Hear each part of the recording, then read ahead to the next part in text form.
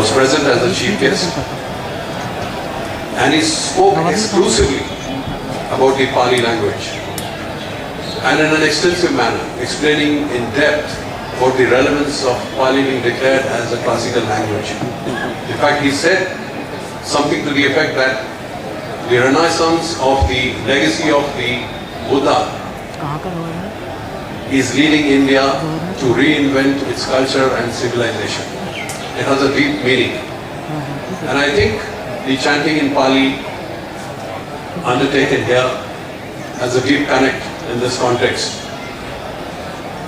The other manner in which the Buddha felt that the message could be passed on to the world is by traveling and carrying the message through villages, through towns, through cities, through countries.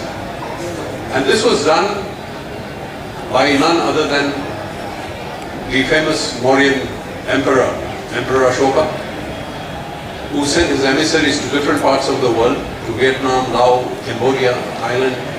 His son and daughter had gone to Sri Lanka to carry the message of the Buddha. And today, look at the way people in these countries, all of you venerables, have adopted Buddha Dhamma as a philosophy, as a faith, as a partner in life. And it's also interesting that just as the emissaries of Ashoka traveled to different countries, today we have all of you from different countries traveling back to this place as emissaries of your respective countries. That he attained his enlightenment, and it is here that he realized that there are ways and means of doing away with human pain, suffering and agony.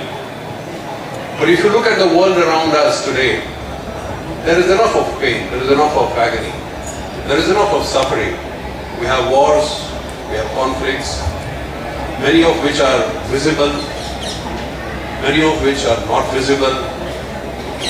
There are problems in societies, socio-religious issues, socio-ethnic issues, socio-political issues, socio-caste-related issues, whatever that you can think of. It's a very complex world that we live in. And in spite of the technological development which has occurred, which has apparently made life very easy for us, as you press a button and you get food delivered at your doorstep, it has also brought in a lot of negative forces.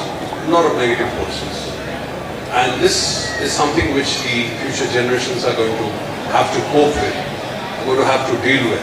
It's not easy.